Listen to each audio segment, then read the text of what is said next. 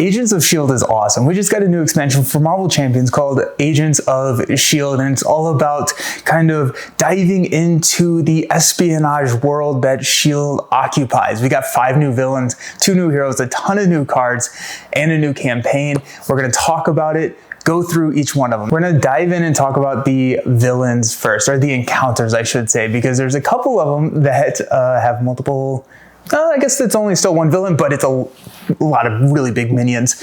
And instead of going through these kind of chronologically, like what you would play first in the box, going through down into what the capstone villain is, I'm instead going to do this in terms of like ranking them. So we're going to talk about my favorite villain last, and then the villain that I like least first. And that being said, I do want to preface the first villain that we talk about. I love the villain. The villain design in this box is phenomenal. They did such a good job bringing new encounters that all feel pretty unique, very fresh, but not so much so that it's like you really kind of have to tech against that encounter. Every single one feels really good. I'm very, very happy with the villains. Number 5, it's actually going to be the third villain on the list, which is MODOK. I thought I was really going to enjoy MODOK. He has a lot of really interesting things going on. The 2 main gimmicks here is that he has these Adaptoid minions that are going to change and have different abilities based on what environments are onto the table. They're like running tests on the captured Inhumans, which is the other side of the scenario. We'll talk about that here in a second. But mainly, the environments are going to modify the stats of these Adaptoids. And these minions are fairly innocuous before you start applying the modifiers. In expert mode, you start with 2 of these modifiers, which could make them like more attack, or they could gain villainous and other traits and keywords, and you're gonna start with one of these in play. I like this. I think it's a really cool way to make sure that the game is a little bit different each time you play MODOK. So with these Adaptoid minions, you're probably gonna see them because on a boost, they get shuffled back into the deck. So it's like one of these, it's like they're gonna show up eventually. You get to see them and you do have to take care of them. And just like the modifications are pretty cool. The main scheme's threshold is only 7. And so 7 per player, I should say. I play a lot of true solo. And I should have said this earlier. This review is kind of biased towards that true solo like experience. So yeah, but the main scheme's cap is 7, and you don't actually lose when you hit it, which is very nice. I do like this kind of style of design where something bad happens, but it doesn't force you to lose the game, at least the first time you hit it. Instead of losing, you're going to put another Adaptoid environment into play, making those minions even worse. So there's 4 Adaptoid total, or 4 Adaptoid environments in total, and if you ever don't have any set aside, then you lose the game. So in expert mode, you can scheme out once, the next time you're going to lose the game. The other side of the encounter is the Inhumans that are kind of in the holding cells, and you have to unlock them and free them. You're kind of like on this like infiltration, trying to get all of these cool new allies out onto the table. You can either remove lock counters through like paying some resources for whatever's on the top card of that deck, and once you deplete the lock counters, they do come in as an ally under your control, and they have some really cool effects. So you can like the flying the flying Inhuman can thwart and then also remove threat from other schemes as a response. And then there's a couple other cool like high attacks, and then one of them actually removes lock counters from the other holding cells. And so there's a lot of ways that those allies can shake up the game. And in order to win, you have to free all 4 of them. That means in true solo, you actually do get 4 more allies that do not count towards your ally limit onto the table. And so you can run like crazy strength and number shenanigans, which I did with a Captain America deck, which was a lot of fun. But yeah, you have to free all of these Inhumans before you can actually defeat MODOK and win the game. Now you can defeat MODOK before the Inhumans are all free, but if you do that, you're going to be removing counters from that lock or from that holding cell deck to help free some of those Inhumans a little bit more. I think this is a really fun scenario. The only reason that it is down here at the bottom of my list is it is a little gamifiable. If you can get the Inhuman that can remove lock counters, the amount of, or like the acceleration of how quickly you can get some of those minions, or I'm sorry, some of those allies back into play is pretty quick. And then once you have like 7 allies on the table, you can get really you can kind of run away with it.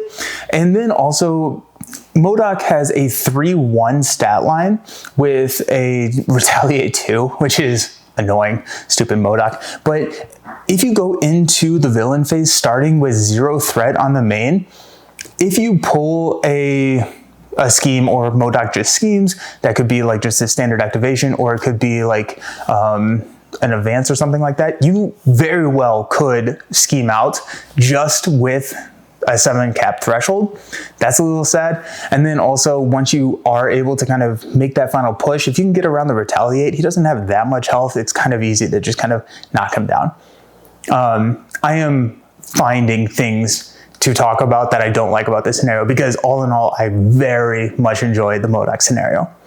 Up next is actually going to be the final villain in the game, or in the box, which is Baron Zemo. Spoiler alert, sorry about that. So Baron Zemo, his whole thing is trying to convert these officers, these SHIELD officers, to his side. He has a mole in SHIELD, and the campaign kind of overall story is you have to find that mole. And we'll talk about how you do that, because that is the campaign mechanics. We'll talk about that here in a second.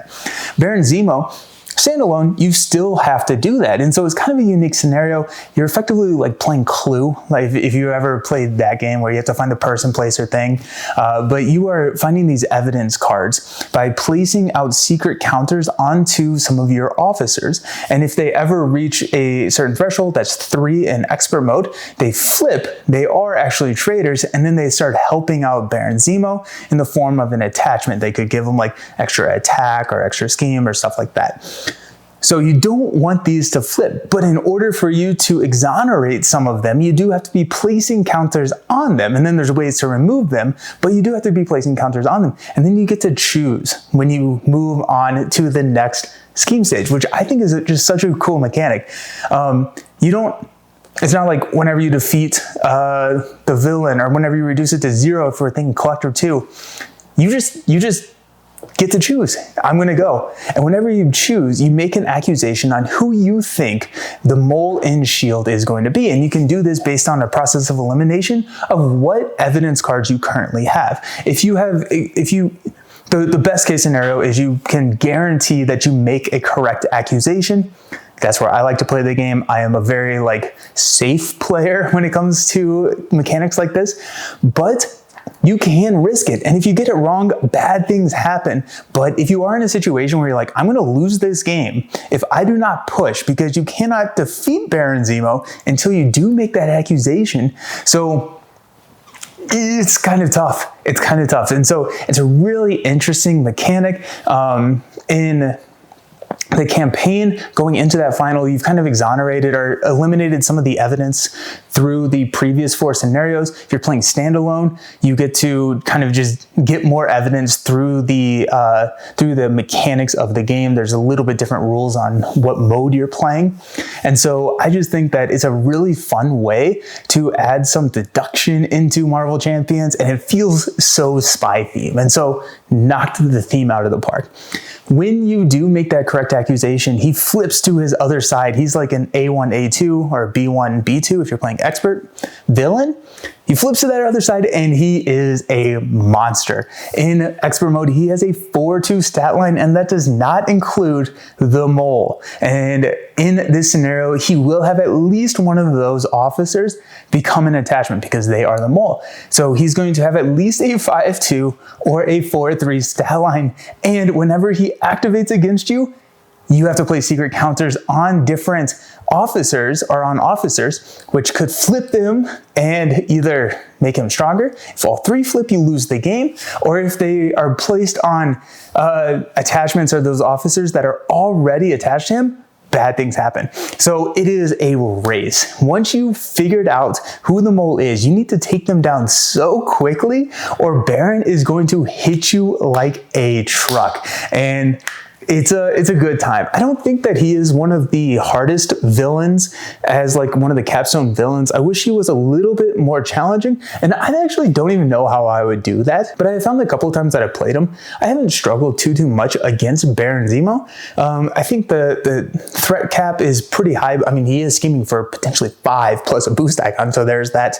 But yeah, I think, well, this is probably why I play the game and I don't design the game, but I think it would be kind of cool to have some sort of another like way to make it a little bit more challenging.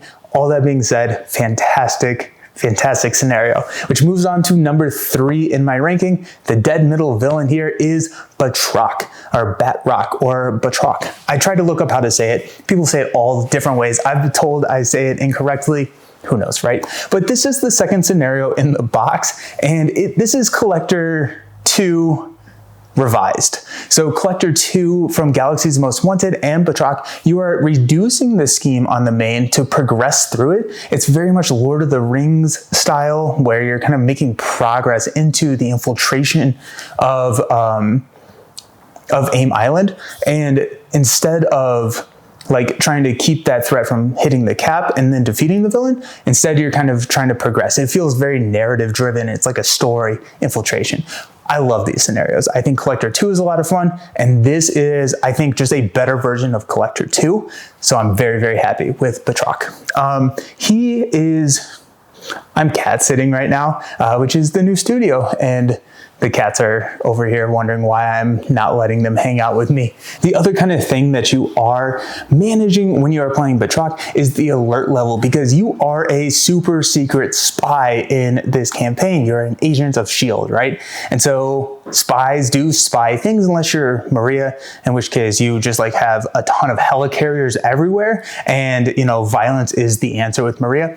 But anybody else, you are a spy, you're sneaking in. And so there's this alert level, which will go up whenever Batroc attacks or whenever a character leaves play. That includes minions, because as it was described on the live stream, if people start seeing their minions lying around knocked out or dead, they're going to raise the alert level, right? And so the alert level is a double-sided card. It's an environment where once you reach a certain threshold, it flips over, it's going to up the stats, and then if it hits that threshold again, which I think is 4 in both standard and experts, I haven't actually played standard, but then you lose the game. So it's another loss condition as well as scheming out.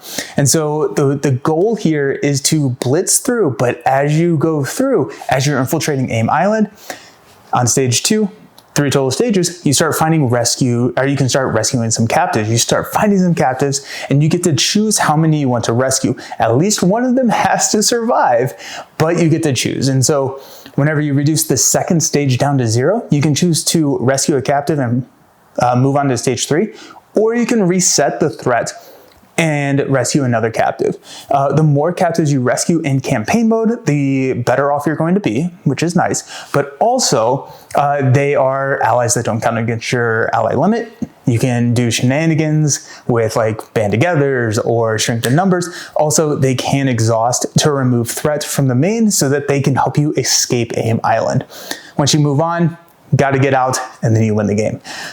I really like scenarios that will shake up kind of the design space and the meta and kind of the alternate win conditions. And so something like this, something like Collector 2, I like a lot. Collector 2 had its own issues, right? But Batroc, I think, is a very, very solid scenario, and I'm very happy with how it turned out. It is one that I don't know how frequently I will return to. It's the same kind of issue that Collector 2 has, where it's like, yeah, it's awesome, but it's also like so much different than all the other scenarios in Marvel Champions that like it's weird to test a deck out against, or it's weird to just kind of play in that pickup and skirmish mode. That's not the right term for it, but just like pick up and play mode. That being said, it's a really cool scenario, really cool design. I'm happy if we get 5 of these villains. Having some that are just completely different is a lot of fun. So if you are wondering what a content creator's nightmare is, it is when a microphone dives halfway through a video and you don't realize it until after you're done filming. And so guess what happened? So So instead of leaving half the video in silence, here's a re-record. We're up to my second favorite villain. Black Widow is the most straightforward villain in the box. She is most akin to what you would think of as a normal Marvel Champions villain, although we are getting less and less normal villains as the game goes on, right? Just the nature of the game, villains are getting more interesting and different. Black Widow being that first villain in the box, typically we see something a little bit more standard or a little bit more straightforward that I love because you can test decks out against. So Black Widow has a lot of parallels to Natasha, our hero, because she operates around these preparation cards, which is what Black Widow, our hero, loves to do. And so her main gimmick is she wants to be putting threat onto the main scheme. And then whenever a character you control attacks Black Widow, as a forced interrupt or response, I'm not quite remembering off the top of my head, you have to discard the top card of the deck and resolve or remove a threat from the main scheme, important point there, and then discard the top card and resolve any preparation cards that are, or preparation abilities that are printed on that card. Those are similar to boost effects, right? And so it's a game of balance, and it's a game of, can I get that main scheme down to 0? Because if the main scheme is at 0, then there is no threat to remove to trigger the condition to discard the card. It's the seesaw of, can I spend time getting that main scheme down to 0 so that I can potentially avoid some negative effect from this preparation card. And that's a really fun balance because there's a lot of decks out there that can do that. They can stay and they can build up and manage threat and deal damage in the same turn. And then there's a lot of decks that really want to push damage to that villain early, and they're going to struggle against Black Widow because of, they're not necessarily always looking at that threat. I'm thinking like rush decks, right? Black Widow kind of attacks against those rush decks. And so while I do like Batroc and all of these villains that are way different, I do think that having those standard villains that can test decks a little differently, but not go so far out of that realm of normal where you have to build a deck specifically for it, I really like those types of villains, and typically that first villain in a box does rank fairly highly for me on those rankings. So Black Widow being in my second favorite is fun. I'm really excited to see more Black Widow because I think she's going to hit that regular kind of cadence of villains I'm going to play against. That means that my favorite villain in this entire box is more of an encounter, I guess, than a villain. The villain is Citizen 5. It is the Thunderbolt scenario. And this one is so unique because instead of the main villain being the biggest threat on the board, it's these elite Thunderbolt minions that you're going to choose at the beginning of the game randomly. And so the instructions say to choose 1 per player mod sets with an elite Thunderbolt minion. The box comes with 6, and these minions are mean. They are big. They have like 15 to 18 hit points. Villainous. They hit hard.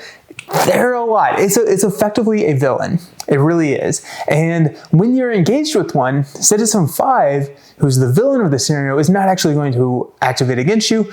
If he has any damage, he's going to heal that damage. And the minion activates. So they kind of serve as this buffer. They all have guards, so you can't attack the villain if you're engaged with one, and then they are going to be hitting you. And so it's very similar to like a Marauder scenario where you're seeing a lot of different villains. Again, these are minions, very specifically minions. And that is great because the mix and match nature of this scenario creates infinite levels of replayability. And that's not even to mention that we have been told we are getting more Thunderbolt minion mod sets in the upcoming hero packs that have been announced. So you can take those modular sets, use them in any of your encounters, or you can use them to modify this Thunderbolt scenario and just add to that replayability. And seeing how all of these modular sets interact, because they don't only have that Thunderbolt minion, they also have cards that complement that minion that go into the encounter deck. And so you're seeing different big minions that are always kind of in play, as well as new cards in the encounter deck. It's a highly, highly replayable scenario, and it's great at testing decks out. So those are the 5 villains that we got in the box, or the 5 encounters that we got in the box of ranked. all in all, phenomenal set of villains. There's really no villain in this box that I'm like, probably not going to play that one again. All of these I think are home runs. I think every single one of these villains is going to hit the table fairly frequently, and each one of them feel unique, different, and I am so here for this design. It is awesome. Let's talk about the campaign. I am not a huge campaign player. I typically play the campaign once or twice whenever it comes out, and then I just play the standard standalone mode after that. That being said, this campaign is really, really well implemented, I think. It's not too in your face. There's not a ton of changes that happen if you're playing campaign versus standalone mode, which is where I like the campaign rules to be for this game. If I want to play something that's super deep and involved in campaign, I'm going to look more towards Arkham because that's just a system that's built for it. That being said, let's talk about what the campaign is. You're working in S.H.I.E.L.D. and there is a mole. A mole is helping out Baron Zemo, and you have to figure out who that is. It's going to be one of the 3 officers from that encounter set that we talked about with Baron Zemo. Those are actually going to be in play the entire campaign for every single one of your scenarios. So you got the medical, the tactical, and the surveillance officers all there. At the beginning of the campaign, you're going to choose one of each of the 3 evidence cards to put into the AIM envelope. That is going to tell you who your mole is. And after every game in the campaign, if you don't have secret counters on one of the officers, you get to remove one of the other cards, not from AIM, to kind of narrow down the options of what could be in that AIM envelope. So you're kind of getting a head start on that Zemo encounter where you do need to make an accusation. But they come with another little benefit because at that point, every setup, you get to go choose, based on the evidence card you pulled, another card from your collection. And that could be off aspect, that could be a support or an ally. And then you get to choose if you want to play some threat on the main scheme to put that card in your starting hand. So I love it when campaigns allow us to break the deck building rules because you can get some really interesting and fun combos. So if you are like, I pulled the one where I get a protection support or protection upgrade, I think it's just upgrades and allies. But if I wanted a protection upgrade, force field generator is really cool, right? Put it out there, it prevents 6 damage, and it's just like this safety net. And now maybe if you're playing like a squishier hero or someone who is not really set up to take a lot of damage and needs some time to set up, you can use that card to pull in for anything that protects you turn 1, play it, and then you have that time to set up. And so it's a really tactical situation that you put yourself in because you don't necessarily know which one you will be getting every single game. It could be the aggression one. And then you get to make that decision of, okay, is it worth the consequence of adding more secret counters to put an aggression card in my deck? Is it worth adding threats to get it into my opening hand? And all of these decisions, or do I just ignore this one?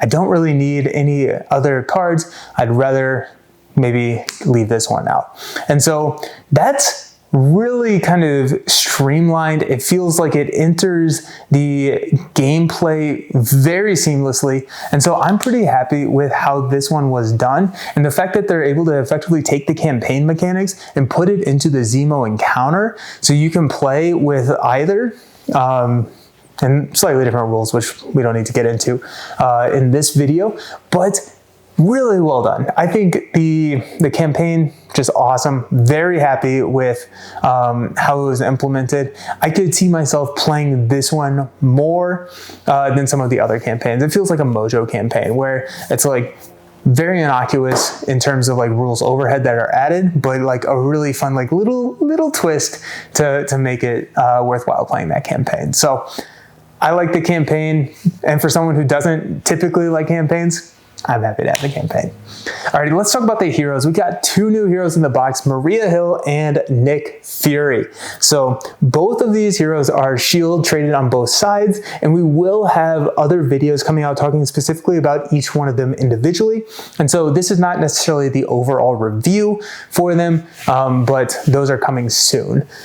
Let's talk about Maria Hill first. This is the hero that I was most excited for in the box, and after playing her a couple of times, actually I would say several times, not a couple, I would say several times, I am less excited for Maria than I am Nick now. And granted, the first couple of games I played with Maria, awesome. I loved it. I thought Maria was amazing. I still think that she is a lot of fun.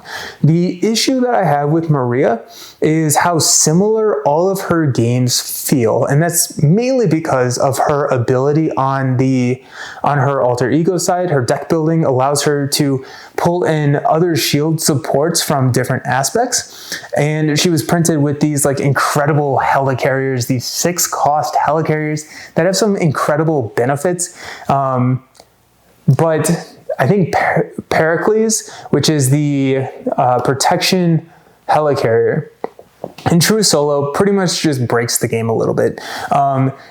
Comes in 6 costs, comes in with 2 counters, which is how it is balanced.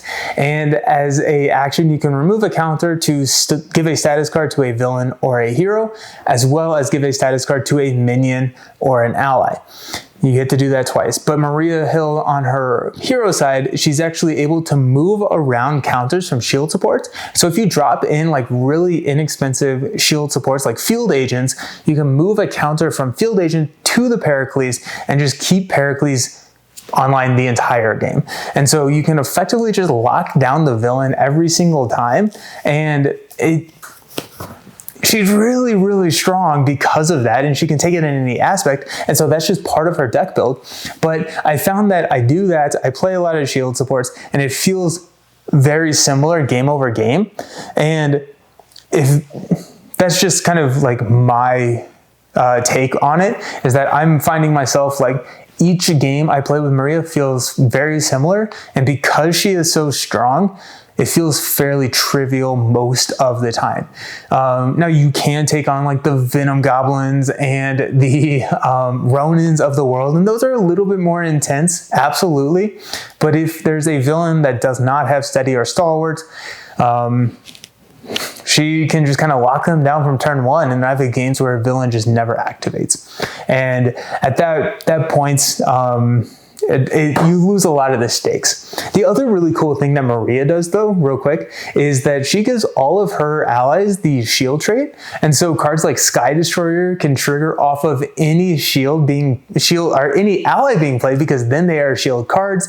There are a lot of really cool synergies with new leadership cards with like Agents of S.H.I.E.L.D., which is the new team up card that we got that she can just turn on the entire time if you're playing that leadership build.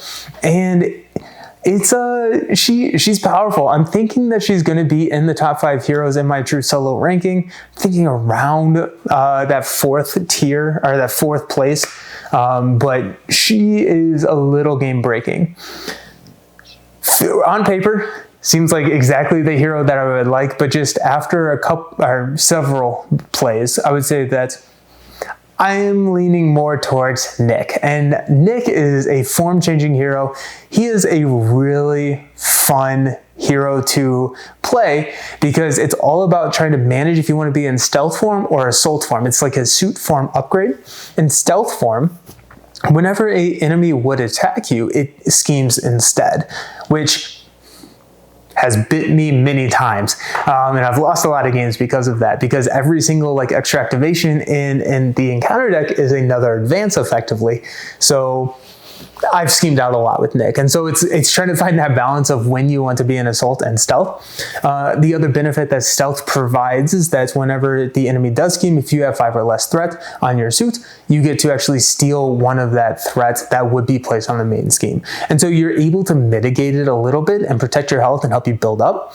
And then whenever you flip to assault form, you can spend a threat that is placed on that suit to increase any instance of attack that Nick takes. That could be basic attack, that could be Spray Fire, which is one of his attack events that deals damage to the villain and all enemies engaged with a player. And then if you increment that up, every instance of damage, that could go from 3 to 6 damage to everything. Or cards like Melee or 1x1 or cards that do multiple instances of damage. Nick loves it because he can make those uber efficient with his assault form upgrade. The threat can also be used for other things. It's effectively a new resource that Nick is playing around with because he has cards like the Flying Car, which you can exhaust and ready Nick Fury. And so if you thwart And whenever Nick thwarts, he gets to put a threat on his suit. You can then spin that to ready him. He can thwart again. He can attack again. If he has a card called like his watch, where if it's a resource generator where you can remove 1 to 2 threat from your suit and generate that many mental resources. And so having a mental or a double resource generator is pretty cool. I think only Pepper Potts is the only other one in the game.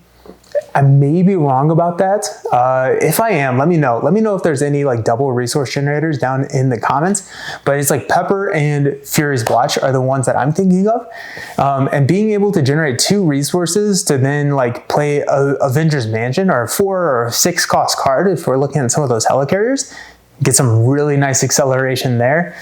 He has cards that can cancel treacheries. He's pretty preparation heavy, where you can like eye patch camera, when threat would be placed on the main scheme, you instead place it on your suit and stuff like that. So really, really fun to manage that risk of how long do I want to be in stealth form? When do I want to flip into assault form? And yeah, it's a good time. I'm thinking, and I'm still not quite ready. I think I'm ready to do the Maria video. I'm not quite ready to do Nick's video yet, because I'm still trying to figure out that balance of when to flip into assault form. And I think it really kind of is a decision point in the timeline of the game. I'm thinking it's around turn 2 or 3, kind of flip to assault form and play more of a standard game of Marvel Champions going forward after you've built up that threat on your suit, and then you can like use allies to protect your health or chump block or do something like that, rather than trying to manage threat and staying in stealth form the entire game, because at that point it's just a matter of time, especially in true solo, until a advance kills you, or an assault which becomes an advance in the villain schemes, and you can just scheme out very easily with Nick. And so it's this, when do I switch? When am I ready to go guns blazing? I built up enough threat. Now my attacks are going to do a lot of extra damage. And that's a really fun decision point, and a fairly challenging decision point. For him, I am kind of thinking high C, low B in terms of power ranking right now. I still have a couple of games to dial that in, but that's kind of where I'm thinking. Maria, S tier, top 5 hero. Nick is in that kind of B, C tier, kind of like the more fun heroes to play, but doesn't trivialize any scenarios. Yeah, that's the box. Phenomenal box. The lead designer of this box was Tony, and he's going to be the lead designer going forward. And so I am very excited for the future of Marvel Champions. I am sad to see Caleb go, but it is really exciting to see what Tony has done and what he has built. And I'm excited to see the future of this game going forward. What were your favorite parts of the box? Let me know down in the comments here on YouTube. And I'm really excited to continue that discussion down there. But until next time, hope everyone just has a fantastic day, and we'll talk to you soon. Peace.